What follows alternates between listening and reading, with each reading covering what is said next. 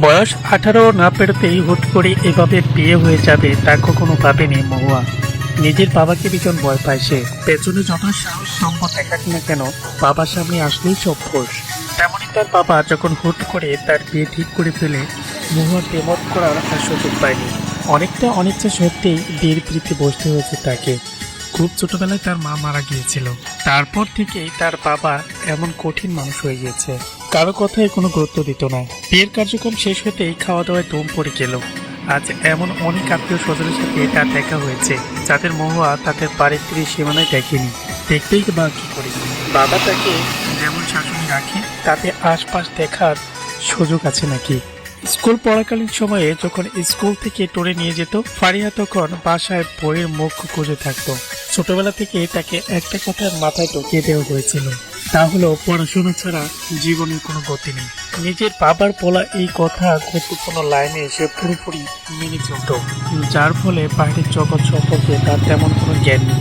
যা আছে তা শুধু বইয়ের মুখস্থ বিদ্যার সীমাবদ্ধ। বিদায়ের সময় আসার আগে থেকেই মহুয়া কেটে কেটে চোখ মুখ ফুলিয়ে ফেলেছে। ছোটবেলা থেকে যে বাড়িতে বড় হওয়া, এখন সেই বাড়ি থেকেই তাকে চলে যেতে হবে। ভাবতেই হাওমাও করে কান্না করতে ইচ্ছে করছে। মহুয়ার চাচি তাকে ধরে তার বাবার কাছে নিয়ে গেল। তিনি আলাদা একটা বসার রুমে বসেছিলেন। মহুয়া রুমে ঢুকতেই তার বুকে মুড়ি খেয়ে পড়ে কাঁদতে লাগলো। মহুয়ার বাবা বসে চুপচুরি মুখে বসে আছেন। মহুয়া চলে গেলে তার বাড়ি পুরো খালি হয়ে যাবে। মেয়েটা সব সময় পুরো বাড়ি মাতিয়ে রাখতো, সারাক্ষণ টই টই করে ঘুরে বেড়াতো, আবার মাঝে মাঝে এটা সেটা পুরো বাড়ির মাথায় তুলে ফেলতো। এখন থেকে বাড়িটা পুরো হয়ে যাবে ভাবতেই তার চোখে পানি ভেসে আসলো। মহুয়া এখনো মুখ না তুলে তার কাঁধে মুখ কচে কেঁদেই যাচ্ছে। মুর্শিদ চৌধুরী নিজেই শক্ত করে তাকে ওঠালেন। মহুয়াকে দেখে এখন যে কোনো মানুষ মনে করবে তাকে কেউ মেরে এভাবে চোখ মুখ লাল করে দিয়েছে। এসো দিয়ে মহুয়ার চোখ মুখ মুছে দিতে মুর্শিদ চৌধুরী তাকে বললেন, এভাবে কেউ কান্নাকাটি করে সত্যি? আমি আসবো আবার তোমায় দেখতে। আমি জানি তুমি আর আসবে না, তুমি বিদেশে চলে যাবে। তার জন্য পাসপোর্টও বানিয়েছো। আমি লুকিয়ে তোমার রুমে গিয়ে দেখেছি। মুর্শিদ চৌধুরী থমকে গেলেন। মহুয়া চলে যাওয়ার পর বাড়িটা খালি খালি লাগবে বলে তিনি ভেবেছিলেন বিদেশ গিয়ে এবার নিজের বিজনেসটা সামলাবেন। কিন্তু মহুয়া যে এভাবে টের পেয়ে যাবেন তা তিনি ভাবেননি। মহুয়া কোনো কথা না বলে রুম থেকে বেরিয়ে গেল। বাবার ওপর অভিমান তার। মুর্শিদ চৌধুরী দীর্ঘ শ্বাস ফেলে মেয়ের পিছু পিছু গেলেন। বাসার এক কোণে দাঁড়িয়ে মুখ চেপে ধরে কাঁদছেন মহুয়া। বাবা বিদেশ চলে যাওয়ার খবর শুনে ভীষণ কষ্ট হচ্ছে তার। বারবার ভয় হচ্ছে, এই ভেবে বাবাও যদি তার মায়ের মতো আর ফিরে না আসে, তাহলে সে তো একা হয়ে যাবে। মোর্শেদ চৌধুরী মহুয়াকে জোর করে গাড়ি কাছে নিয়ে গেলেন। কান্নায় মহুয়া সব ঝাপসা দেখছে। ঘুরের মাঝে ঝাপসা চোখে দেখতে পেল তার বাবা তার হাতটা অন্য কোনো পুরুষের হাতে মুঠোয় ভরে দিচ্ছে। শীতল হাতের স্পর্শ পেয়ে কেঁপে উঠল সে। মহুয়ার মাথায় হাত বুলিয়ে তাকে গাড়িতে উঠিয়ে দিলেন তিনি। মহুয়া চোখ পিট পিট করে গাড়ির জানালা দিয়ে মাথা বের করে নিজের বাড়িটা দেখার চেষ্টা করলো। সঙ্গে সঙ্গে অনুভব করলো তাকে কেউ টেনে গাড়ির ভিতরে নিয়ে আসছে। এভাবে কেউ গাড়ির বাইরে মাথা বের করে রাখে? কোনো একটা দুর্ঘটনা ঘটে গেলে কি হতো বলুন তো? গম্ভীর পরশালী কণ্ঠে কেঁপে উঠল মহুয়া। সে বুঝতে পারলো হয়তো এই পুরুষটার সাথে তার বিয়ে হয়েছে। কাপা কাপা সুরে সরি বলে গাড়ির দরজার সাথে লিফটে বসে রইল সে। পাশে বসে থাকা লোকটির দিকে বলেও ফিরে তাকালো না। শিল্পী খাতুনের একমাত্র ছেলে আদনানের বিয়ে হয়েছে। তিনি বেশ ব্যস্ত এদিক সেদিক সামলাতে। একবার রান্নাঘরে যান, আবার ফিরে আসেন, চারপাশে চোখ ফুলিয়ে আবার দৌড়ে রান্নাঘরে যান। বিয়ের অনুষ্ঠান থেকে তিনি তাড়াতাড়ি বাসায় ফিরে এসেছেন সব গোছানোর জন্য। আদনানের বাবার গলার আওয়াজ আর বাইরের চেঁচামেচি শুনে তিনি রান্নাঘর থেকে দৌড়ে বেরিয়ে এলেন। মহুয়া গুটিসুটি হয়ে মাথা নুয়ে সোফায় বসে আছে। বাসার সামনে গাড়ি আসার পর কয়েকজন মেয়ে দৌড়ে এসে তাকে নামিয়ে নিয়েছে। বাড়ি সাজের কারণে কাহিল হয়ে আছে।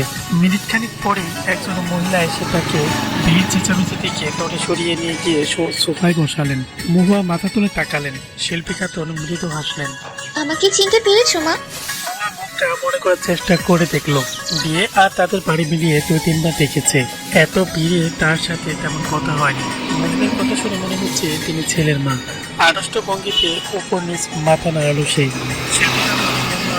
মুখ দিকে হাসলেন, হেসে বললেন, আমাকে ভয় পাওয়ার কিছু নেই মা, আমিও তো তোমার মায়ের মতোই। কয়েকটা নিয়ম কানুন পালন করে তাকে ভিতরে পাঠিয়ে দিলেন। তিনি জড়সড় হয়ে একটা করে বসে আছে মহুয়া। শাড়ির পার সারাদিনের জ্বরে তার ভীষণ ক্লান্ত লাগছে। বড় একটা হাই তুলতে কেউ একজন বলে উঠল, আপনার তো মনে হয় ঘুম পেয়েছে, আপনি বরং ফ্রেশ হয়ে নিন। হুড়মুড়িয়ে উঠে দাঁড়ালো মহুয়া। তাকে এভাবে উঠতে দেখতেই কিঞ্চিত অবাক হলো আদনান। এই ডোন্ট প্যানিক, আপনার অসুবিধা কিংবা অস্বস্তি হলে আমি বারান্দায় যাচ্ছি। আপনি স্বাভাবিক হয়ে ফ্রেশ হন, তারপর না হয় আমরা কথা বলবো, কেমন? মহুয়া মাথা নাড়ে। আদনান বারান্দায় চলে গেলে ধীরে ধীরে গয়নাগুলো খুলে একটা শাড়ি নিয়ে ফ্রেশ হতে চলে যায়। কিছু সময় পর মাথা মুছতে মুছতে বের হয়। নিজে তো ফ্রেশ হয়েছে, এবার আদনানকে ডাকা উচিত। কিছুক্ষণ ইতস্তত করে বারান্দায় গিয়ে নিজের কি করলো। আদনান fresh হতে যায়। আদনান বারান্দায় বসে বই দেখছিলাম। মহুয়া তাকালো, হাসি মুখে বলল, ও আপনার হয়ে গেছে, তাহলে আপনি এখানে বসে একটু রিল্যাক্স করুন। এতক্ষণ মানুষের ভিড়ে নিশ্চয়ই অস্বস্তিতে ছিলেন, এখন একটু শান্তিতে নিজের মতো থাকুন। কোনো কিছু প্রয়োজন হলে নিতে হেজিটেট ফিল করবেন না। মহুয়া মাথা নেড়ে সায় দিল। আদনান চলে গেল। বারান্দাটা ভালো করে লক্ষ্য করলো সে। অনেক বড় বারান্দা, এক পাশে গাছপালা দিয়ে পরিপূর্ণ, আরেক পাশে ছোট ছোট ছোপার মতো বসার জায়গা, আরেক জায়গায় দোলনা। এখান থেকে সামনের গাছগাছালি ভিউটা অসাধারণ। রাতের আকাশটাও বেশ পরিষ্কার দেখা যায়।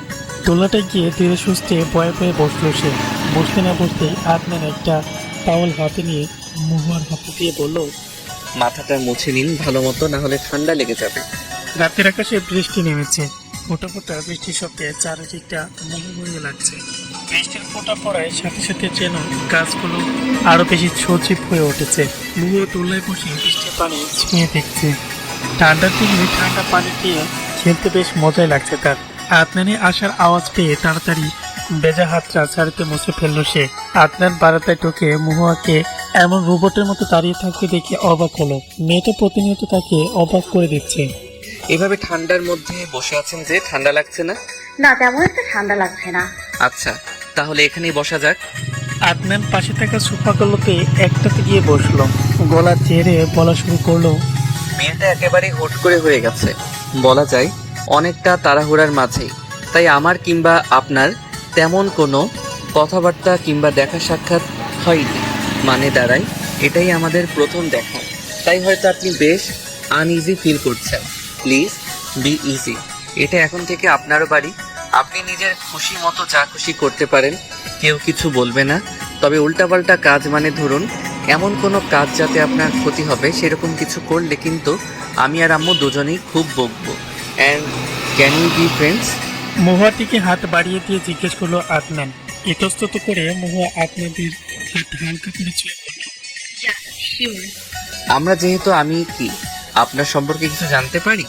সত্যি কথাই বলছি, আমি আপনার সম্পর্কে তেমন কিছুই জানি না। আম্মু বলেছিল কিন্তু আমার মনে নেই। আমার পুরো নাম মহুয়া চৌধুরী, বাবাই আমার নামটা রাখেন। আমার জন্মের ঠিক 2 বছর পর আমার মা মারা যায়, তাই মায়ের সাথে তেমন কোনো বিশেষ স্মৃতি আমার নেই। তার চেহারাও খুব একটা মনে নেই, তবে ছবিতে দেখেছি বহুবার। মা মারা যাওয়ার পরের 3 বছর আমি দাদির কাছে মানুষ হয়েছিলাম। তারপর আমার যখন 5 বছর, তখন আমার দাদি হার্ট অ্যাটাক করে মারা যান। তারপর থেকে আমি একা। বাসার মোট 4টা সার্ভেন্ট ছিল আমার দেখাশোনা করার জন্য। এত সার্ভেন্ট, এত খেলনা, এত আয়োজন আমাকে ঘিরে, কিন্তু সেসবে আমার বিন্দুমাত্র আগ্রহ ছিল না।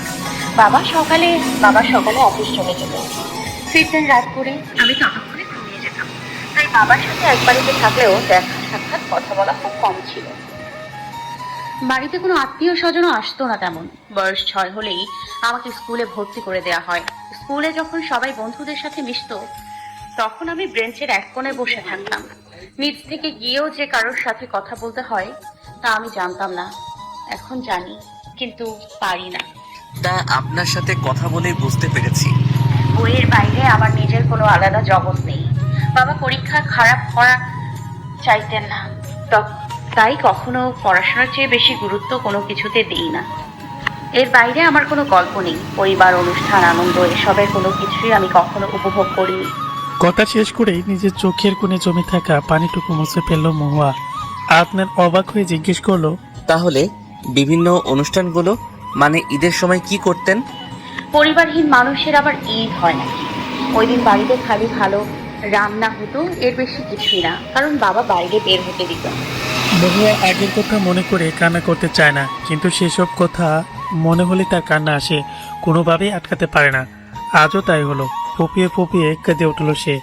আদনান মহুয়ার কান্না শুনে হতভম্ব হয়ে রইল। দেড় পায়ে উঠে তার মাথায় হাত বলিয়ে দিতে থাকলো। মহুয়া নাক টেনে কাঁদছিল। মাথায় কারো হাতের স্পষ্ট পেয়ে থমকে দাঁড়ালো। এটাই সে চেয়েছিল, কেউ তার তোর সময় এভাবে পাশে থাকুক, তাকে সান্ত্বনা দিক, কিন্তু কখনো কাউকে পায়নি। আজ আদনানের এমন কাজে তার অন্যরকম অনুভূতি হচ্ছে, ভালোবাসার অনুভূতি। আদনান মনে মনে প্রতিজ্ঞা করলো, আপনাকে আমি আর কষ্ট পেতে দেব না মহুয়া। সকালে সূর্যের আলো মুখের উপর পড়তেই ঘুমটা ভেঙে গেল মহুয়ার। কাল রাতে তার ভালো ঘুম হয়েছে, হওয়ারই কথা, কান্নার পর তো ভালো ঘুম হয়। জানালার পর্দার ফাঁক দিয়ে হালকা করে দেখা গেল সকাল পুরোপুরি এখনো হয়নি। চট করে হাত মুখ ধুয়ে নামাজটা পড়ে ফেলল সে। কাল রাতে কান্না যখন থামাতে পারছিল না, আদনান তাকে দক্ষিণ কান্না বন্ধ করে শুয়ে দিয়েছিল। আদনানের বয়ে মহুয়ার কোনো বাক্য উচ্চারণ করতে পারেনি। নামাজ পড়া শেষ করে মহুয়ার বাড়িটা ঘুরে ঘুরে দেখতে লাগলো। নতুন বউ হিসেবে এমন করা উচিত না, কিন্তু নিজের কৌতূহল দমাতে পারছে না। রান্নাঘরের সামনে আসতেই দেখলো দুজন মহিলা কাজ করছে। মহুয়া হাসি মুখে তাদের দিকে এগিয়ে গেল। তাদের সাথে অনেকটা চোরাচুরি করেই সকালে নাস্তাটা বানালো। আগেই যখন সে বাড়িতে থাকতো, প্রায় নিত্য নতুন রেসিপি ট্রাই করতো। সেই ধারাবাহিকতায় তার মোটামুটি সবই রান্না জানা আছে। খাবারগুলো সব টেবিলের উপর সাজিয়ে দিয়ে রুমে ঢুকে পেছনে বসলো সে। মাথার ঘুমটাটা ফেলতে আদনান ঘুম ঘুম সুরে তার হাতে হালকা করে জড়িয়ে ধরে বলল, আপনি কোথায় ছিলেন মহুয়া? আমি আপনাকে ঘুম থেকে উঠে পেলাম না কেন? মহুয়া হতভম্ব হয়ে নিজের হাতের দিকে তাকিয়ে রইল। হাত ছাড়ানোর জন্য একটু ছটফট করল। আদনান হাতটা আরেকটু শক্ত করে জড়িয়ে ধরে বলল, কি ব্যাপার, উত্তর দিচ্ছেন না যে? আমি বাড়িটা ঘুরে ঘুরে দেখছিলাম, কোনো কাজ ছিল না তো তাই। মহুয়া ভেবেছিল তার এমন কাজে আদনান রেগে যাবে। ভীতু চোখে তার দিকে তাকাতে আদনান হেসে বলল, বাড়ি পছন্দ হয়েছে? মহুয়া নিজেও হেসে মাথা নাড়ালো। আদনান মহুয়ার হাত ছেড়ে উঠে বসে আর মোড়া ভেঙে জিজ্ঞেস করলো, আপনার কি বাড়ির জন্য মন খারাপ লাগছে? মহুয়ার মুখটা সাথে সাথে মলিন হয়ে গেল। চলচল চোখে আদনানের দিকে তাকিয়ে বলল, না, আমার মন খারাপ করছে না, আমি এই বাড়িতেই ভালো আছি, আর কখনো ওই বাড়িতে আমি যাব না, যাব না, যাব না। আদনান মহুয়ার দিকে অবাক হয়ে তাকিয়ে রইল। মহুয়ার চোখ নামিয়ে নিল। চলে যেতে নিলেই আদনান হাত ধরে আটকে ধরে বলল, আমরা না ফ্রেন্ডের কাছে কিছু লুকাতে হয় না। আমি স্পষ্ট দেখতে পাচ্ছি আপনি কিছু লুকাচ্ছেন। ধুমধাম মনের কথাটা বলে দিন তো। বাবার কাছে আমি আর যাব না, তিনি আমাকে না জানিয়ে দেশের বাইরে চলে যাচ্ছেন। আমি জানি তিনি একবার চলে গেলে আর ফিরবে না, তাই আমিও আর ওনার কাছে যাব না। সত্যি কি আঙ্কেল, মানে বাবা চলে যাবে? আপনি শিওর? আমি একেবারে শিওর। বাবা তো টিকিটও কেটে ফেলেছে, আগামী মাসের 1 জানুয়ারি ফ্লাইট। আমি বাবার ঘরে লুকিয়ে গিয়ে দেখে ফেলেছি। মহুয়া অভিমানী সুরে কথাগুলো বলল। আদনান চিন্তায় পড়ে গেল। মুর্শিদ চৌধুরী চলে গেলে মহুয়া আবারও একা হয়ে যাবে। ঠিক একা নয়, কারণ তার সাথে তো এখন তার নতুন পরিবার সবসময় থাকবে, কিন্তু তার নিজের পরিবারের কথা কোনো না কোনোভাবে মনে পড়বে। আদনান দীর্ঘ একটি নিঃশ্বাস ফেলে বলল, আচ্ছা, আমি দেখছি ব্যাপারটা। আপনি নিচে যান, আম্মুর সাথে কথা বলুন, ভালো লাগবে। মহুয়া সাই জানিয়ে নিচে চলে গেল। মহুয়া চলে যেতেই আদনানের ফোনে কল আসলো। আদনান রিসিভ করে বলল, আমার ফ্লাইটটা ক্যান্সেল করো, আমি পরে আসব, তারিখ ঠিক জানি না। মহুয়া রুম থেকে বের হয়ে চোখে মুখে 2বার পানি ঝাপটা দিয়ে দেওয়ালে পিঠ ঠেকিয়ে কেঁদে দিল। পরিবার থেকে পরিবারহীনের মতন বেঁচে থাকার মতো কষ্ট কি আর আছে? জোরে একটা শ্বাস নিয়ে চোখটা আরেকবার ধুয়ে নিয়ে মুখে একটা হাসি টেনে ড্রয়িং রুমের দিকে এগোলো। শিল্পী খাতুন ড্রয়িং রুমে এসে পুরো টেবিল ভর্তি এত খাবার দেখে চমকে গেলেন। সার্ভেন্টদের ডেকে ডাকতেই তারা সরাসরি বলে দিল তারা কিছু করেনি, সব মহুয়া করেছে। তখনই মহুয়া সেখানে এসে উপস্থিত হলো। সার্ভেন্টদের ইশারায় কোনো কিছু বলতে নিষেধ করলে শিল্পী খাতুন তার দিকে ফিরে তাকান। মহুয়া চুপচাপ মাথা নিচু করে ফেলে। শিল্পী খাতুন হেসে তার দিকে ফিরে তাকান। মহুয়াকে কাছে রাখলে সে গুটি গুটি পেয়ে তার দিকে এগিয়ে যায়। চোখ মুখ বাচ্চাদের মতন কুঁচকে রেখেছে দেখে শিল্পী খাতুন হেসে ফেলেন। তার হাসির শব্দ শুনে মহুয়া আস্তে আস্তে চোখ খুলল। শিল্পী খাতুন হেসে বলেন, আমাকে না বলে এত কিছু করা হয়ে গেছে বাবা। তা আম্মা, কাজ করতে গিয়ে আপনি কোনো ব্যথা পাননি তো? না আন্টি, আমি কোনো ব্যথা পাইনি, একদম ফিট অ্যান্ড ফাইন আছি। ব্যথা পাননি তা বুঝলাম, কিন্তু আপনি আমাকে আন্টি ডাকছেন কি জন্যে? আমাকে কি আম্মু হিসেবে পছন্দ হয়নি? আরে না না আন্টি, ও সরি আম্মু, আসলে কোনোদিন কাউকে আম্মু ডাকেনি তো তাই। মহুয়া মুখ ছোট করে মাথা নিচু করে রইল। শিল্পী খাতুন জোরে একটা দীর্ঘশ্বাস ফেলে মুখে হাসি টেনে বলল, আগে বলনি তো কি হয়েছে? এখন তো আমি তোর আম্মু, আমাকে আম্মু ছাড়া অন্য কিছু ডাকলে আমি কিন্তু খুব রাগ করব। মহুয়া হাসি মুখে মাথা নাড়ল। শিল্পী খাতুন তাকে বাইরে নিয়ে গিয়ে নিজের করা বাগান দেখাতে লাগলেন। আদনান হাত মুখ ধুয়ে বের হয়ে বারান্দা যেতে দেখলো মহুয়া শিল্পী খাতুন কোনো একটা বিষয় নিয়ে হাসাহাসি করছে। আদনান বিস্মিত হয়ে তাদের দিকে কিছুক্ষণ তাকিয়ে থেকে দেখলো তার জীবনের প্রথম ও দ্বিতীয় নারীটিকে। অন্যান্য দিনের চেয়ে আজকে মহুয়াদের বাসার পরিবেশটা বেশ ভিন্ন। কিছু আত্মীয় ছিল, তারাও সকাল সকাল উঠে চলে গেছে। বাড়ির এখন একদম ফাঁকা। মহুয়া নেই বলে অনেক সার্ভেন্ট বিদায় করে দিয়েছেন। মহুয়ার বাবা মোর্শেদ চৌধুরী, হাতে গোনা দু একজন আছে, তারাও নিজেদের মতন ব্যস্ত। মহুয়ার ঘরটায় বসে আছে মোর্শেদ চৌধুরী। তার একমাত্র মেয়ে এবং একমাত্র আপনজন আজ তাকে ছেড়ে চলে গেছে। মেয়েকে ভালোবাসলেও তার প্রকাশ বিন্দুমাত্র করেনি। স্ত্রী শোকে এতটাই পাথর হয়ে গিয়েছিলেন, নিজের মন মর্জি ছাড়া কারো কথা শুনতেন না। সবসময় নিজের মতো অফিস সামলিয়েছেন, বাইরে কাজ করেছেন। মহুয়ার জন্য অনেকগুলো সার্ভেন্ট আর টাকা খরচ করে তিনি মনে করেছেন তার দায়িত্ব শেষ। কিন্তু আজ তার কেমন যেন অনুতপ্ততা কাজ করছে, যার কোনো মূল্য নেই। মহুয়ার পড়ার টেবিলের দিকে চোখ যেতে দেখলেন কালো রঙের কাগজে মোড়া একটি মোটা ডায়েরি। কৌতূহলী হয়ে ডায়েরিটা তুলে নিতে ভেতর থেকে একটা অতি পুরনো কাগজ বের হয়ে এলো। কাগজে গুটি গুটি অক্ষরে লেখা, আচ্ছা বাবা কি আমাকে ভালোবাসে না? সবার বাবা তাদের কত ভালোবাসে, স্কুলে নিয়ে যায়, আর আমার বাবা তো আমার সাথে কথাই বলে না ঠিক মতো। বাবা শুধু আমাকে খেলনা কিনে দেয়। আমি তো এত খেলনা চাই না। আমি চাই প্রতিদিন বিকেলে বাবার সাথে পার্কে ঘুরতে যেতে। আমি চাই বাবা আমাকে প্রতিদিন একবার খাইয়ে দেবে, আমাকে স্কুলে নিয়ে যাবে। তাহলে আমিও আমার সব ফ্রেন্ডদের দেখিয়ে দিতে পারবো আমার বাবাও আমাকে অনেক আদর করে। কিন্তু বাবা তো এসবের কিছুই করে না। আমার অনেক কান্না পায় বন্ধুদের মুখে বাবাকে নিয়ে এসব কথা শুনতে, খুব খারাপ লাগে। আমি কতদিন রাতে ঘুমানোর আগে কান্না করি, কিন্তু বাবা তো কিছুই জানে না। একদিন আমি অনেক ভালো রেজাল্ট করে একটা চাকরি করবো, তারপর অনেক টাকা হবে, তখন নিশ্চয়ই বাবা আমায় ভালোবাসবে। 7 বছর বয়সী মহুয়ার এমন লেখা আর আবদার দেখে পাথর বনে গেলেন মোর্শেদ চৌধুরী। তার অবহেলার ফল মেয়েটার শৈশব নষ্টের কারণ। তিনি যদি মহুয়ার দিকে আরেকটু নজর দিতেন তাহলে এমন কিছুই হতো না। টাকা দিয়ে নাকি মহুয়া ভালোবাসা কিনবে, তা আবার নিজের বাবার ভালোবাসা। খাবার টেবিল জুড়ে এত খাবার দেখে অবাক হয়ে গেলেন আদনান। চেয়ার টেনে বসতে বসতে শিল্পী খাতুনকে জিজ্ঞেস করলো, এত খাবার কে রান্না করলো মা? তুমি উঠে করেছো নাকি? তোমার না কোমর ব্যথা? এত কিছু করতে গেলে কেন? আরে বাবা থাম, এসব আমি করিনি, যা করার সব মহুয়াই করেছে সকাল সকাল উঠে। আমিও তোর মতোই অবাক হয়েছিলাম এসব দেখে। আদনান মহুয়ার দিকে এক পলক তাকালো। তার মানে মেয়েটা তাকে মিথ্যে বলেছে? সারা সকাল সে সব কাজ করেছে আর আদনানকে বলেছে সে বাড়ি ঘুরেছে। মহুয়া মাথা নিচু করে দাঁত কামড়াচ্ছে। শিল্পী খাতুন তো আদনানকে সত্য কথা বলে দিল। আদনান এবার নিশ্চয়ই রাগ করবে। খাওয়া শেষ করে আদনান রুমে গিয়ে ল্যাপটপ নিয়ে বসলো। কিছুক্ষণ পরই মহুয়া আঁচলে হাত মুছতে মুছতে রুমে ঢুকলো। আদনান চোখ তুলে একবার মহুয়াকে দেখে আবার কাজে মন দিল। মহুয়া উসখুস করতে লাগলো।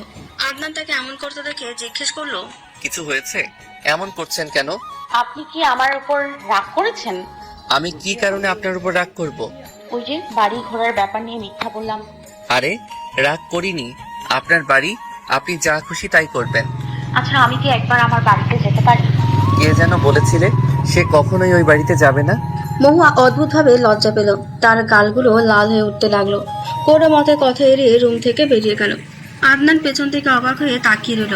আজব তো, মেয়েটা লজ্জা পেল কেন? শিল্পী খাতুনের সাথে বসে বসে আদনানের ছোটবেলার ছবি দেখছিল মহুয়া। একটা ছবিতে আদনান পুরো গায়ে পাউডার মেখে ভূত সেজে দাঁড়িয়ে আছে। ছবিটা দেখে মহুয়া হেসে দিল। শিল্পী খাতুন বলতে লাগলেন, আরে জানিস না তো ছেলেটা কিরকম দুষ্ট ছিল। আমি তাকে গোসল করিয়ে বিছানায় বসিয়ে রেখেছিলাম, সামনে পাউডারের কৌটা ছিল। ওমা, আমি এসে দেখি সাহেব পুরো পাউডার দিয়ে গোসল করে ফেলেছে। ছোটবেলায় আমার হাড় মাংস জ্বালিয়ে খেয়েছে। শিল্পী খাতুনের কথা শুনে খিলখিল করে হেসে দিল মহুয়া। আদনান নিজের মায়ের রুমের দিকেই আসছিল। হাসির আওয়াজ পেয়ে থমকে দাঁড়ালো। মহুয়া মুখে হাত দিয়ে হেসে যাচ্ছে। তার লম্বা চুলগুলো ফ্লোর ছুঁই ছুঁই। আদনান দরজায় ঠক ঠক শব্দ করে ভেতরে ঢুকলো। আদনানকে দেখে আবারও হাসি পেয়ে গেল মহুয়ার। কে বলবে এই ছেলে ছোটবেলায় এত দুষ্টু ছিল। মহুয়া মিটি মিটি হাসতে লাগলো আদনানকে দেখে। আদনান সে হাসির রহস্য উদ্ধার করতে পারল না। মায়ের হাতে অ্যালবাম দেখে খানিকটা আন্দাজ করতে পারলো কি হয়েছে। ধীর পায়ে মায়ের পাশে বসে জিজ্ঞেস করলো, কি ব্যাপার? কি নিয়ে হাসাহাসি হচ্ছে? তোর ছবি দেখাচ্ছিলাম মহুয়াকে। আদনান একবার অ্যালবামে উকি দিয়ে দেখলো নিজের ছবিটা, বুঝলো মহুয়া কেন হাসছিল। তারপর মুখ ফুলিয়ে মায়ের দিকে তাকালো। মহুয়া আবারও খিলখিলিয়ে হেসে দিল। শিল্পী খাতুন এবার বললেন, আদনান, মহুয়াকে একটু ওর বাড়িতে নিয়ে যা তো।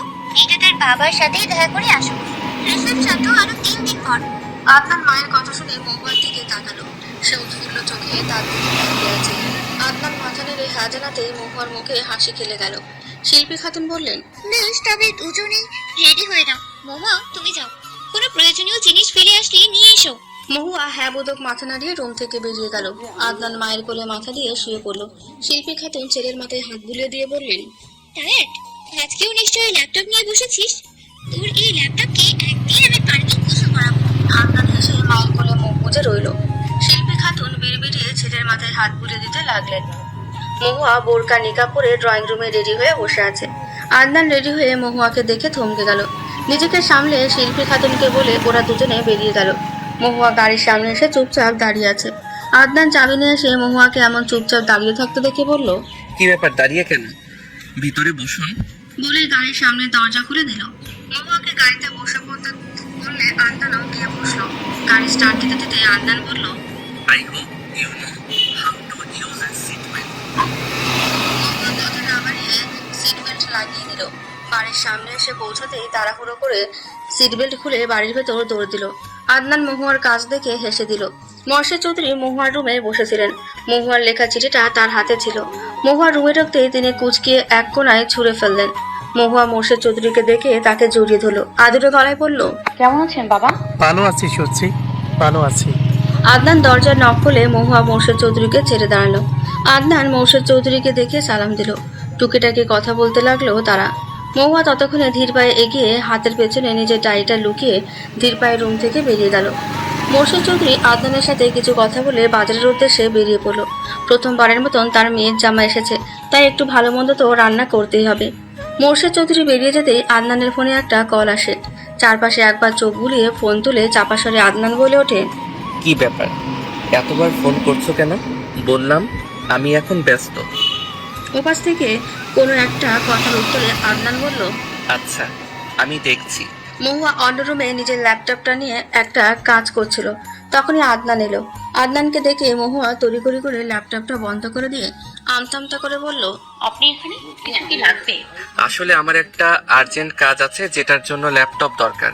তোমার কাছে তো আছে, জানি এভাবে মানুষের কাছে চাওয়াটা অদ্ভুত, কিন্তু আমার একটু আর্জেন্ট লাগবে।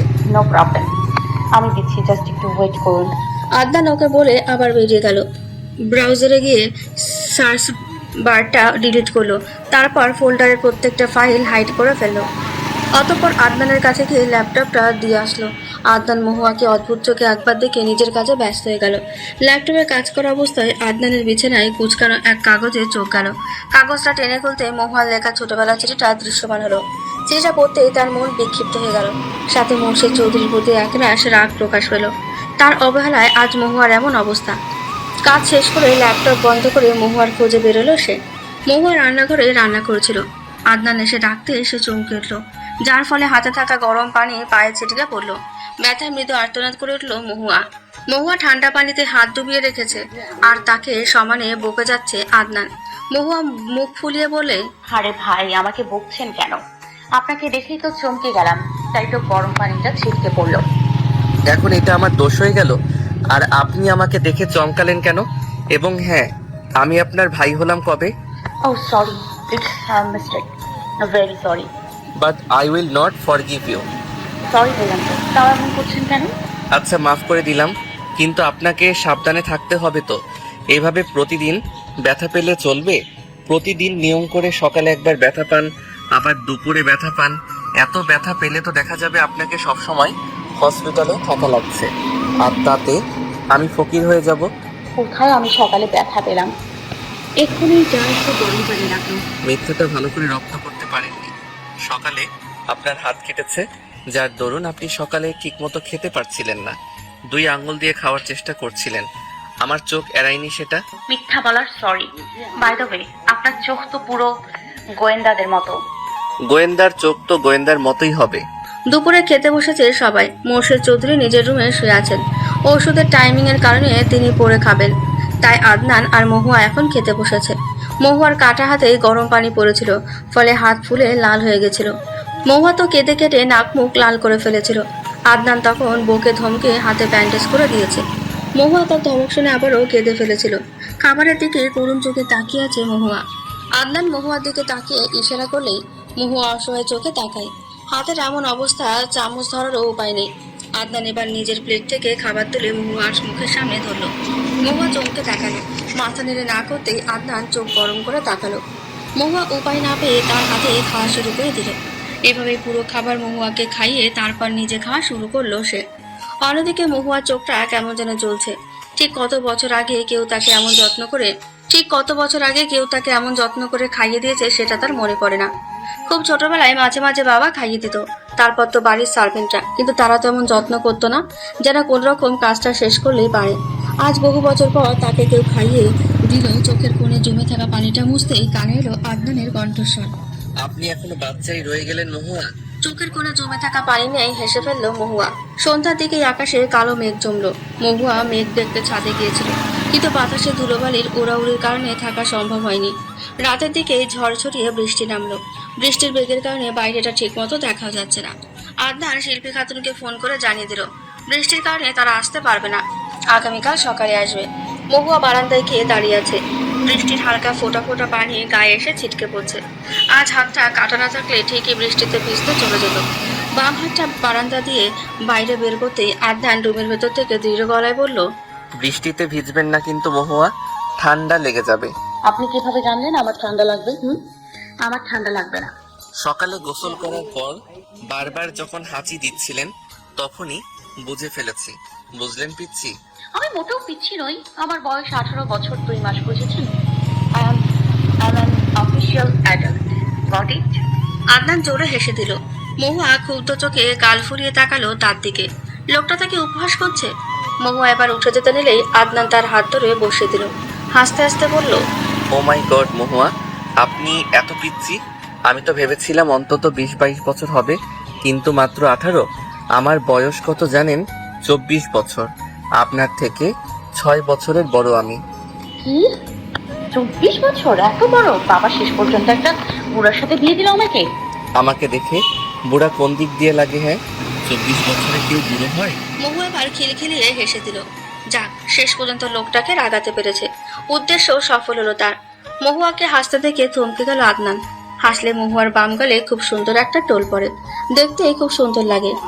হঠাৎ করে অনেক জোরে বিদ্যুৎ চমকে উঠল। আদনান চমকে উঠে জানালার দিকে তাকালো। মহুয়া ভাবলেশীন ভাবে উঠে গিয়ে জানালা বন্ধ করে দিল। আদনান জিজ্ঞেস করলো, আচ্ছা মহুয়া, আপনি বিদ্যুৎ চমকানোতে ভয় পান না? আম্মু তো প্রচুর ভয় পায় আমার, অথবা হাত ধরে শক্ত করে বসে থাকে। 5 বছর বয়স থেকে একা ঘরে শোয়া একটা মেয়েকে জিজ্ঞেস করছেন সে বিদ্যুৎ চমকানো ভয় পায় কিনা? আদনান মহুয়ার হাসির দিকে করুণ চোখে তাকালো। মহুয়া ম্লান হেসে বলল, আগে প্রচুর ভয় পেতাম, ভয়ে গুটিয়ে যেতাম, কান্নাকাটি করতাম, কিন্তু কান্না থামানোর জন্য, ভয় দূর করার জন্য কেউ ছিল না। তারপর ধীরে ধীরে নিজেকে মানিয়ে নিলাম। এসব জিনিসের ভয়টা ধীরে ধীরে দূর হয়ে গেল। যার কেউ নেই তার জন্য তাকিয়ে থাকতে হয়। আদনান মহুয়ার দিকে এক পলক তাকালো। তার সামনে গোলগাল সর্বক্ষণ মুখে হাসি নিয়ে দাঁড়িয়ে থাকা মেয়েটার জীবনে যে এত কষ্ট আছে সেটা কি কেউ জানে? মহুয়া আদনানের তাকানো দেখে ইতস্তত করে বলল, চলুন শুয়ে পড়ি। আদনান সায় দিল। মহুয়া বিছানার এক কোণে গুটিসুটি হয়ে ঘুমিয়ে পড়ল। ক্লান্ত থাকায় কিছুক্ষণের মধ্যেই ঘুমিয়ে পড়ল। আদনান তখনও অপলক তাকিয়ে আছে মহুয়ার দিকে। ঠান্ডায় মহুয়া হালকা কাঁপছে। আদনান তার পায়ের নিচে থাকা কম্বলটা মহুয়ার গায়ে দিয়ে দিল। তারপর ধীর গতিতে তার মুখোমুখি হাঁটু গেড়ে বসে মাথায় হাত বুলিয়ে দিতে থাকলো। মহুয়ার হাতটা শক্ত করে ধরে বলল, আপনি আর কখনো কষ্ট পাবেন না মহুয়া, মাই প্রমিস। আমি আপনাকে আর কখনো কষ্ট পেতে দেব না। আপনি এখন থেকে সুন্দর একটা লাইফ লিড করবেন সবার মতো। আপনারও পরিবার থাকবে, আপনজন থাকবে। আপনার স্বপ্ন, ইচ্ছা, আকাঙ্ক্ষা সব পূরণ করার দায়িত্ব আমার। স্বপ্নগুলো হবে আপনার, আর পথ চলার সহযোগী হিসেবে থাকবো আমি। It's my promise to you. আজ আদনান মহুয়ার রিসেপশন হয়। আদনানের বাড়িতে মেহমানের গিজগিজ করছে। পা ফেলার সুযোগও পাওয়া যাচ্ছে না। ড্রয়িং রুমে সব বড় মুরব্বীরা বসে কথা বলছে। শিল্পী খাতুনের রুমে সব মহিলারা বসে গল্প করছে। আর মহুয়া ও আদনানের রুমে কাজের মহলের আড্ডা বসেছে। মহুয়া হলো তাদের আগ্রহের মূল কেন্দ্রবিন্দু। মহুয়া বিছানার মাঝে বসে আছে, আর সবাই তাকে আশপাশে বসে আছে। সবাই মহুয়াকে এটা ওটা প্রশ্ন করছে। মহুয়া রোবটের মতন উত্তর দিচ্ছে। তার কাছে এই পরিস্থিতি নতুন, একেবারে নতুন। মানিয়ে নিতে পারছে না নিজেকে ঠিক মতো। আদনানের এক কাজে নাতাশা প্রশ্ন করে বলল, ভাবি আর ইউ ওকে? সাথে সাথে সবাই মহুয়ার দিকে তাকালো। মহুয়া বিব্রত হয়ে জোরপূর্বক হেসে বলল, না না না, আমি ঠিক আছি। সবাই আবার গল্পে মশগুল হয়ে গেল। মহুয়া আবারও নিজেকে তাদের মতো মানিয়ে নেওয়ার চেষ্টা করতে থাকলো। ওয়াশরুম থেকে মাথা ঝাড়তে ঝাড়তে বের হলো আদনান। সবাই এবার উৎসুক দৃষ্টিতে ওর দিকে তাকালো। আদনান ওদেরকে এভাবে তাকাতে দেখে বলল, হোয়াট? এভাবে তাকিয়ে আছিস কেন সবাই? তুমি তো তাকিয়ে থাকার মতোই ভাইয়া। মহুয়া রুহির কথার মানে বুঝলো না। নাতাশা রুহিকে থামিয়ে বলল, আরে রুহির কথা বাদ দাও তো, তুমি বলো তো ভাইয়া, এত পিচ্ছি মিষ্টি করে কোথায় খুঁজে পেলে তুমি? আদনান মহুয়ার পাশ থেকে নাতাশাকে উঠিয়ে হেলান দিয়ে বসে বলল। ভাগ্য লাগে বইন, ভাগ্য লাগে। তার কথার ধরনে সবাই উচ্চস্বরে হেসে উঠল। মহুয়া মাথা নিচু করে চুপচাপ বসে আছে। তার লজ্জা লাগছে, গাল দুটো আবারও লাল হয়ে উঠেছে। আদনান মহুয়ার দিকে তাকিয়ে বুঝতে পারলো মেয়েটা আবারও লজ্জা পেয়েছে। মাথা ঝাঁকিয়ে মহুয়ার মুখটা দেখার চেষ্টা করলো সে। মহুয়ার থুতনি এবার চিবুকে ঠেকলো। নতুন বইয়ের মতন লজ্জা পাচ্ছে, কিন্তু সে তো 10 দিনের পুরনো বউ। এই কয়দিনে তাদের সম্পর্কটা অনেকটা স্বাভাবিক হয়েছে। মহুয়া আদনানের সাথে পুরোপুরি বন্ধুর মতন মেশে। যত আবদার ইচ্ছে সব আদনানের কাছে। আদনানও সব হাসি মুখে পূরণ করে। তাদের সম্পর্কটা শুধু বন্ধুত্বের মধ্যে সীমাবদ্ধ নেই, তার চেয়ে বেশি কিছু হয়তো বা। আদনানকে দেখে মহুয়ার কেমন যেন অনুভূতি হয়, কেমন যেন অদ্ভুত অনুভূতি। আর কিছু ভাবতে পারে না মহুয়া। গাল দুটো লাল হয়ে আসে। মহুয়া ও আদনানকে একা রেখে একা করে সবাই রুম থেকে বেরিয়ে যায়। আদনান মহুয়ার মুখ তুলে বলে, কি ব্যাপার ম্যাডাম, গালগুলো এমন লাল হয়ে আছে কেন? কেউ কামড় দিয়েছে বুঝি? চোখ মুখ কুঁচকে ফেলে মহুয়া আদনানের কথায়। ভেঙচি কেটে বলে, ছি, আপনি এসব কথা কোথা থেকে শিখলেন? নিজে নিজে শিখেছি বুঝেছেন ম্যাডাম। এবার আসল কথায় আসি। বিয়েতে শাড়ি পরেছিলেন, তখন আমি দেখেছিলাম আপনি শাড়ির ভারে নড়তেও পারছিলেন না। আর হিল পরে তো পরেও যেতে নিয়েছিলেন। আজ হালকা শাড়ি পরবেন, এত ভারী শাড়ি পরার দরকার নেই। আর হিল পরা লাগবে না, আপনি এমনিতেই যথেষ্ট লম্বা। আমার বউ যেমন আছে তেমনই সুন্দর, তাকে আমার পাশে সাধারণভাবেই সুন্দর লাগে। কথাগুলো বলে আদনান বারান্দায় চলে গেল। মহুয়া তখনও স্তব্ধ হয়ে বসে আছে। হ্যাঁ, সে মেয়ে হিসেবে লম্বা, কিন্তু আদনানের পাশে তাকে একটু খাটো লাগে, তাই তাকে হিল পরতে বলা হয়েছিল। হিল পরার অভ্যাস তার নেই, তাই পরতে প্রচুর সমস্যা হতো। আজ আদনানের কথার পর সে আর কোনোদিন নিজেকে চেঞ্জ করার চেষ্টা করবে না। বাড়ির সব মেয়েরা সাজতে ব্যস্ত।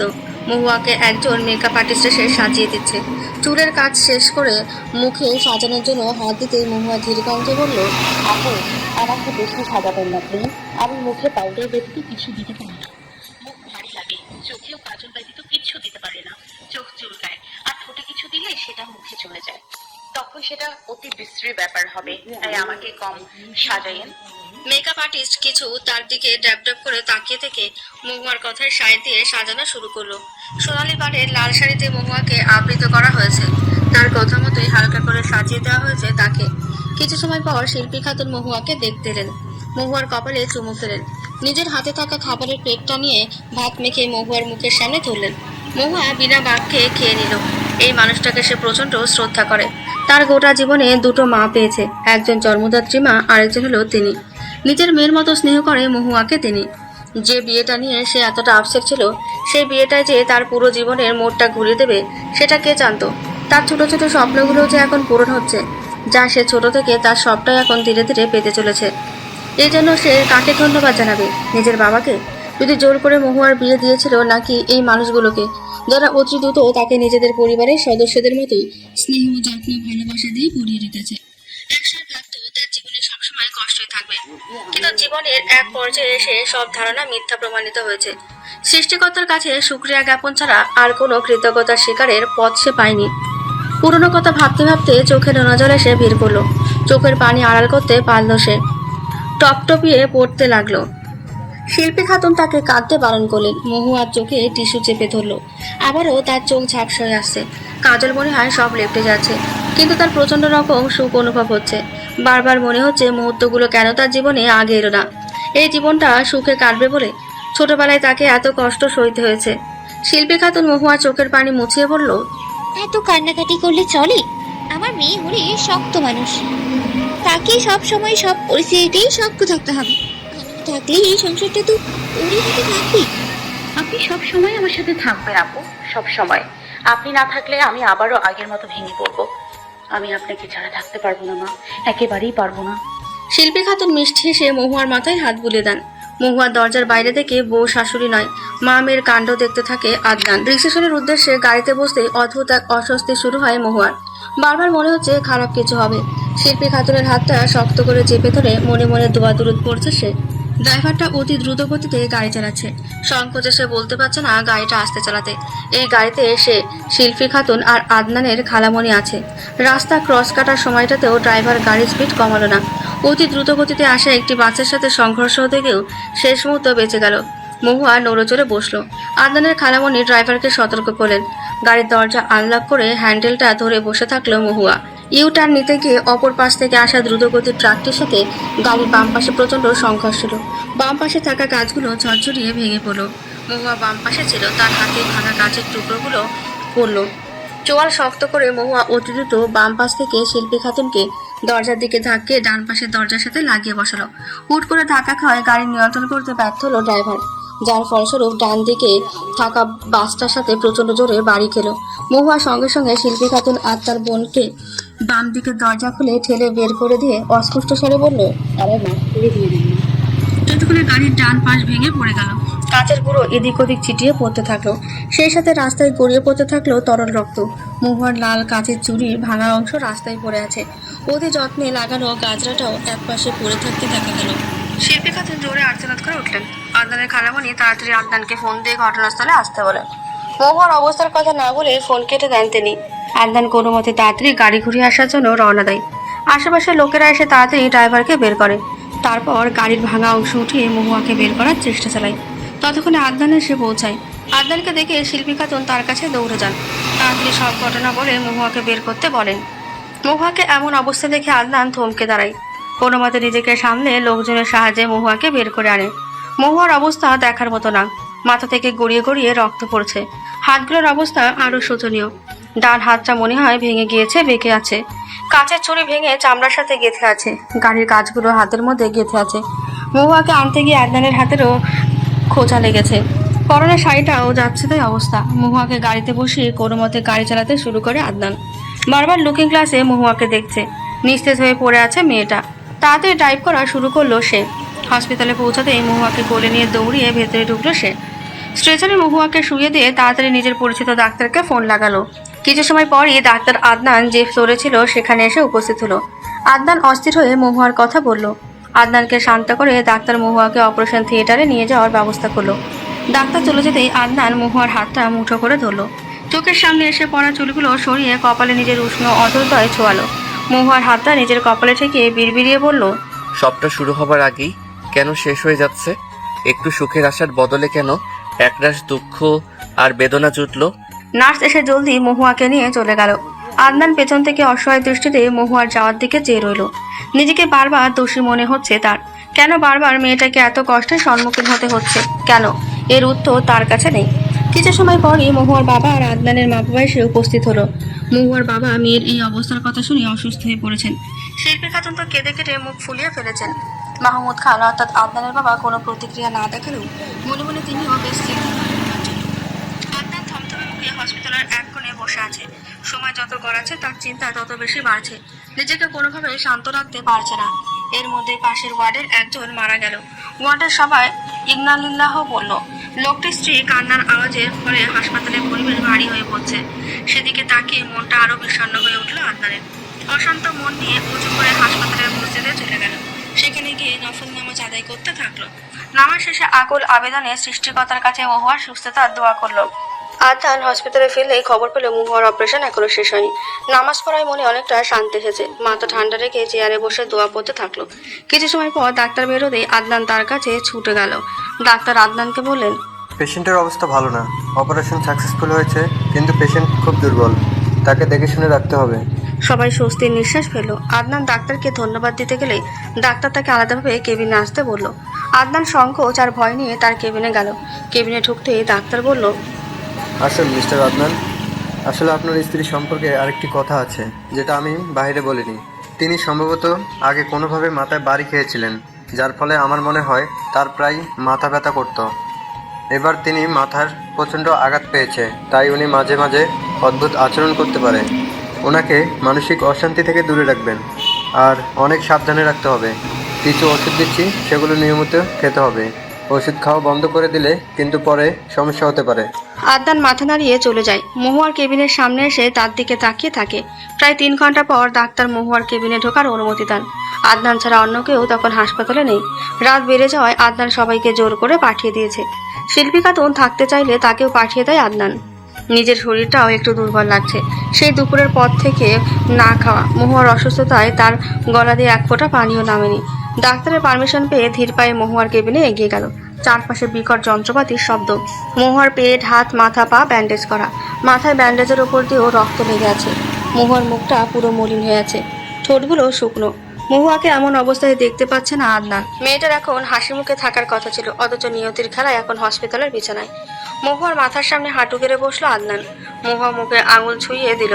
মুখটা পুরো ঠান্ডা হয়ে আছে, চোখ থেকে এক ফোঁটা পানি খসে পড়লো। মহুয়ার হাতে কপাল থেকে ফিসফিসিয়ে বলল, এই আদনান রহমানও শেষ পর্যন্ত আপনার মায়ায় জড়িয়ে পড়েছে মহুয়া। সবার সাথে তাকেও আপনি নিজের মায়ায় বেঁধে ফেলতে সক্ষম হলেন। কংগ্রাচুলেশন আপনাকে। মহুয়ার পাশে বসে থাকতে থাকতে কখন যে চোখটা লেগে গেছে বুঝতেই পারেনি। মহুয়া নড়ে উঠলেই আদনানের ঝিমুনি ভাঙে। চোখ কষলিয়ে তাকিয়ে দেখে মহুয়া ঘুমের ঘরে উসকুস করছে। নার্সকে ডাকলে সে বলে জ্ঞান ফিরতে পারে, তাই এমন করছে, ভয়ের কিছু নেই। আদনান স্বস্তির নিঃশ্বাস ফেলে। আবারও মহুয়ার হাতটা মুঠ করে ধরে চুপ করে বসে থাকে। কিছুক্ষণ পর ধীরে ধীরে চোখ খুলল মহুয়া। পিটপিট করে চেয়ে আশেপাশে তাকালো। চোখে আলো লাগলে চোখটা ব্যথা করা শুরু করলে চোখটা বন্ধ করে ফেল। হাতটা আস্ত করে দাঁড়াতে আদনান জেগে গেল। অস্থির হয়ে মহুয়ার মাথায় হাত বুলে দিতেই ধীরে ধীরে চোখ খুলল মহুয়া। অতিরিক্ত লাইটটা অফ করে দিল আদনান। মহুয়া চোখ খুলে মলিন হাসি দিয়ে আদনানের দিকে তাকালো। আদনান ধীর কণ্ঠে বলল, খারাপ লাগছে খুব? মহুয়া নাবোধক মাথা নাড়তে চাইলে মাথায় চাপ পড়ে। সাথে সাথে চোখ মুখ কুচকে ফেলে। কথা বলতে চাইলে গলার স্বর বের হয় না। আদনান মহুয়ার অবস্থা বুঝতে পেরে বলে, গলায় কাজ ঢুকে গিয়েছিল, অপারেশন হয়েছে, তাই কথা বলতে পারছেন না। চিন্তা করবেন না, খুব তাড়াতাড়ি ঠিক হয়ে যাবেন। আপনাকে ঠিক হতেই হবে। ক্লান্ত হয়ে চোখ বন্ধ করে শুয়ে থাকে মহুয়া। ডাক্তার এসে কিছুক্ষণ চেক আপ করে চলে যায়। ডাক্তার চলে যাওয়ার পরই আদনান বাড়িতে ফোন করে জানিয়ে দেয় মহুয়ার জ্ঞান ফেরার কথা। সেই সাথে বলে দেয় এই রাতে কাউকে না আসতে, আগামীকাল সবাই আসবে। কথা শেষ করে মহুয়ার কাছে এসে তাকে মহুয়া আবারও ঘুমিয়ে পড়েছে। ঘুমটা গভীর হওয়ার আগেই তাড়াতাড়ি তাকে জাগিয়ে তুলল আদনান। গলার সমস্যার কারণে এখন লিকুইড ফুড ছাড়া অন্য কিছু খেতে পারবে না। হসপিটালের ক্যান্টিন থেকে দেওয়া স্যুপটা এখন খেতে হবে। মহুয়ার মাথার নিচে আরেকটা এক্সট্রা বালিশ দিয়ে মাথাটা উঁচু করে নিল। তারপর স্যুপটা তার মুখের সামনে ধরতে মহুয়ার চোখ মুখ কুঁচকে ফেলে। আদনান চোখ পাকিয়ে মহুয়ার দিকে তাকায়। অসহায় চোখে তাকিয়ে মহুয়া মুখ ঘুরিয়ে নেয়। আদনান এবার ধমক দেয় তাকে। মহুয়া ভয় পেয়ে ধীরে ধীরে স্যুপটা খেয়ে নেয়। মহুয়া স্যুপ খাওয়া শেষ হলে তাকে মাথায় হাত বুলিয়ে দিয়ে ঘুমাতে বলে। পরদিন বেশ সকাল সকাল শিল্পী, মাহমুদ রহমান আর মুর্শিদ চৌধুরী এসে উপস্থিত হয়। শিল্পী খাতুন তো মহুয়ার এই অবস্থা দেখে কেঁদেই দেন। আদনান অনেক বুঝিয়ে সুঝিয়ে মাকে শান্ত করে। তাদের কথাবার্তার শব্দে মহুয়া ঘুম থেকে উঠে পড়ে। মুর্শিদ চৌধুরী ও মাহমুদ রহমান কিছু কথা বলে আদনানের সাথে ডাক্তারের কাছে কথা বলতে যায়। শিল্পী খাতুন মহুয়ার সামনে এসে কেঁদে বলে, তুই নিজের গাড়ি থেকে না বের হয়ে কেন আমাদের বের করে দিলি? হ্যাঁ, আমার কথা কি একবারও মনে পড়েনি? মেয়ে হয়ে মাকে কিভাবে বিপদের মুখে ঠেলে দিতাম। শিল্পী খাতুন আবারও হু হু করে কেঁদে ফেলেন। মহুয়া তার কান্না থেকে দীর্ঘশ্বাস ফেলে। তারপর হসপিটালে থাকা বাদ বাকি দিনগুলোতে আদনানি মহুয়ার সাথে ছিল। শিল্পী খাতুন আর মাহমুদ সাহেবকে থাকতে দেয়নি। আর মুর্শিদ চৌধুরী তার ফ্লাইটের সময় অনুযায়ী মহুয়ার অ্যাক্সিডেন্টের কিছুদিন পরেই বিদেশে চলে যান। এই নিয়ে মহুয়ার বেশ কিছুদিন মন খারাপ ছিল। পরে আদনান অনেক বুঝিয়ে তাকে স্বাভাবিক করে। ডাক্তারের পরামর্শে প্রায় 2 সপ্তাহ পর মহুয়া বাসায় ফিরতে পারে। এতদিন পর হসপিটালে থেকে ফিরতে পেরে স্বস্তির নিঃশ্বাস ফেলে মহুয়া। বিছানায় বসে গল্পের বই পড়ছিল মহুয়া। আদনান সোফায় বসে ল্যাপটপে কাজ করছে। মহুয়ার শরীর এখন বেশ খানিকটা সুস্থ, তবে হাঁটতে পারে না ঠিক মতো। তবে কিছুদিন ধরে তার প্রচুর মুড সুইং হয়। কেন হয় মহুয়া নিজেও বলতে পারে না। গতদিন তো আদনানের ওপর রেগে টেবিল ল্যাম্প ছুঁড়ে ভেঙে ফেলেছিল। তারপর নিজের কাজে নিজে হতভম্ব হয়ে গেছে সে। আদনান অবশ্য তাকে কিছু বলেনি, হাসি মুখে সামলে নিয়েছিল সবকিছু। মাথায় কারো স্পর্শ পেলে মহুয়া চোখ তুলে তাকায়। দেখে আদনান ফলের জুস হাতে দাঁড়িয়ে আছে। প্রতিবারের মতোই মহুয়া অসহায় স্বরে বলল, আজকে বাদ দিন না প্লিজ, কালকে খাবো প্রমিস। না, প্রতিদিনেরটা প্রতিদিন খেতে হবে। এখন চুপচাপ ভালো মেয়ের মতো খেয়ে নাও। মহুয়া মুখ ভেঙচিয়ে পালিশ দিয়ে মুখ চেপে রাখে, অর্থাৎ সে কিছুতেই খাবে না। আদনান এবার গ্লাসটা পাশের টেবিলে রেখে মহুয়ার দিকে এগিয়ে গেল। মহুয়া তো কিছুতেই খাবে না। আদনান মহুয়ার মাথায় হাত বুলিয়ে বলল, প্লিজ খেয়ে নাও, না হয় তোমাকে আবারও হসপিটালে থাকতে হবে। মহুয়া আদনানের নরম শুশুনে মুখ চুপচাপ দুধটা খেয়ে নিল। আদনান মহুয়ার কাছে খুশি হয়ে তার কপালে একটা চুমু খেলো। এই কয়েকদিনে তাদের সম্পর্ক বেশ পাকাপোক্ত হয়েছে, দুজন দুজনের কাছাকাছি এসেছে। আদনান এখন মহুয়াকে তুমি করে বলে। তবে সমস্যা হলো মহুয়ার ভবিষ্যৎ নিয়ে। এই অসুস্থতার কারণে মহুয়ার অনেক ক্ষতি হয়েছে। ডান পাটা অনেক অচল হয়ে গিয়েছে, হাঁটাহাঁটি করতে বেশ কষ্ট হয়। আদনান ভাবছে খুব শীঘ্রই মহুয়াকে নিয়ে বিদেশে ডাক্তারের কাছে যাবে। রাত 12টাই মহুয়ার পাগলামি শুরু হয়। এখন বেশিরভাগ রাত জেগেই কাটায়। তার সাথে জেগে থাকে আদনান। সারাদিনের ক্লান্তিতে চোখ বুজে আসে, কিন্তু মহুয়ার কথা শুনে আবারও জীবনী কেটে যায়। কতদিন এভাবে চলবে কে জানে।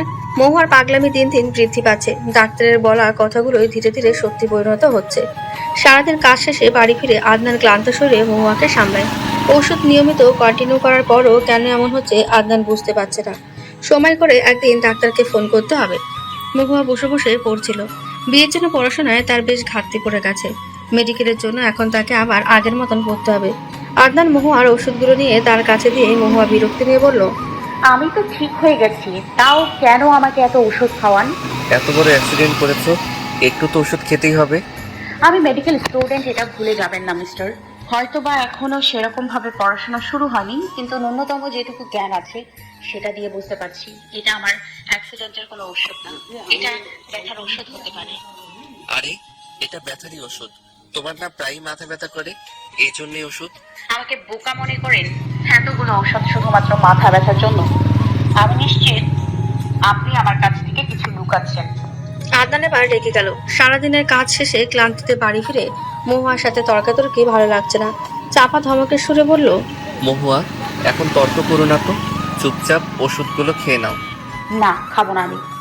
ওষুধগুলো কিসের তা না জানা পর্যন্ত আমি কিছু খাবো না। আপনি বারবার জোর করলেও খাবো না। আদনান জোরে শ্বাস নিয়ে নিজেকে শান্ত করার চেষ্টা করলো।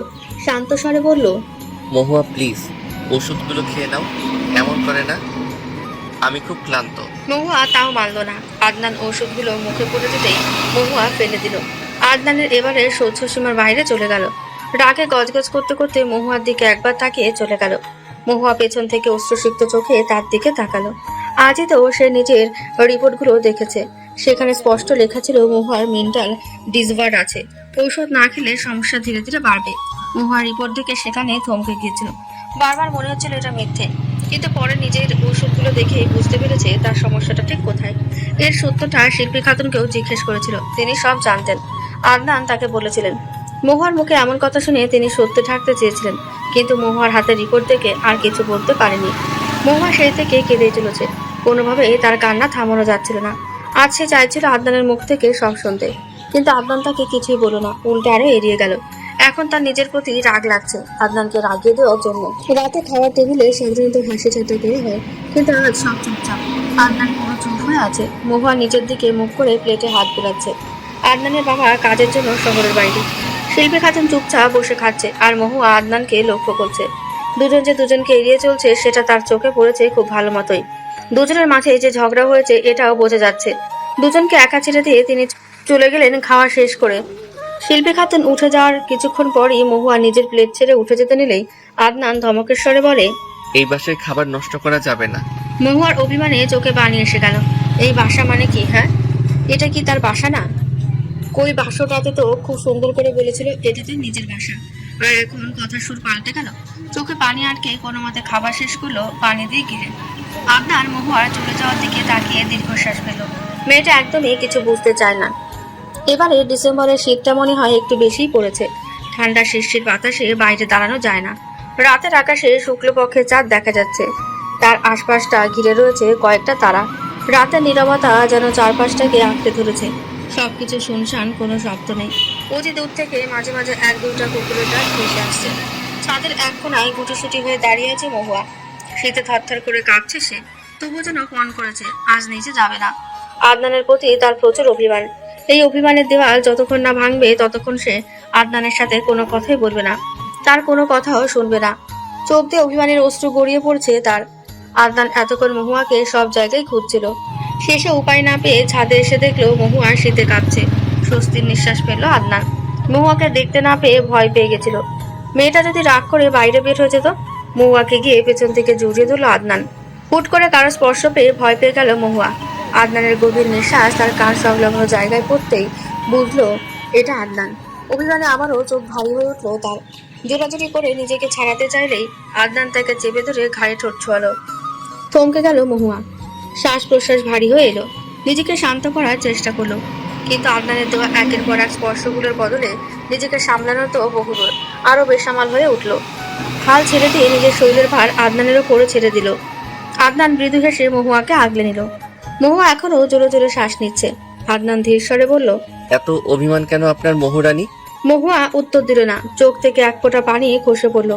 আদনান আবারও বলল, বাচ্চাদের স্বাস্থ্যের পক্ষে এত অভিমান ভালো না রানী। আমায় আপনার বোঝা মনে হয় না রাজা সাহেব? আমার প্রতি বিরক্ত আসে না? আদনান মহুয়াকে শক্ত করে জড়িয়ে ধরে বলে উঠল, নবাব নন্দিনীর প্রতি কারো বিরক্তি আসতে পারে, তাকে কি কারো বোঝা মনে হতে পারে? আপনি তো আমার নবাব নন্দিনী, আপনার প্রতি আমার বিরক্তি তো কোনোদিন আসবে না, কোনোদিন না। মহুয়া মুখে সুখের হাসি ফুটে উঠল।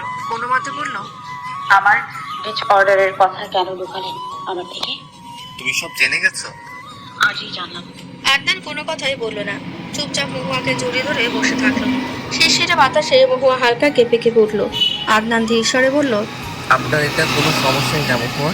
এই তো ওষুধ কন্টিনিউ করলেই আপনি ঠিক হয়ে যাবেন। এটা সাময়িক। এই সাধারণ একটা সমস্যার জন্য আমি আপনাকে ছেড়ে দেব তা ভাবলেন কিভাবে আপনি? দাম্পত্য জীবনে নানান চড়াই উতরাই আসবে, আমাদের হাতে হাত রেখে সে চড়াই উতরাই পার করতে হবে। যত কিছুই হয়ে যাক না কেন, দিন শেষে আমার পাশে আমি আপনাকে চাই। সময় অসময় সুখ দুঃখ সবকিছুতেই আমি আপনাকে চাই। আপনাকে দেখার তৃষ্ণা, আপনাকে ভালোবাসার তৃষ্ণা আমার কখনোই মিটবে না মহারানী। আপনি আমার প্রথম প্রেমানুভূতি, আমার মাধবীলতা, আমার প্রণয়িনী। আপনার প্রতি বিরক্তি আসা তো দুঃসাধ্য। মহুয়া তৃপ্তির হাসি নিয়ে চোখ বুঝল। মনে মনে বলল, আপনিও আমার প্রথম প্রেমানুভূতি আদনান সাহেব। আপনাকেও আমি আপনার মতো করে ভালোবাসি।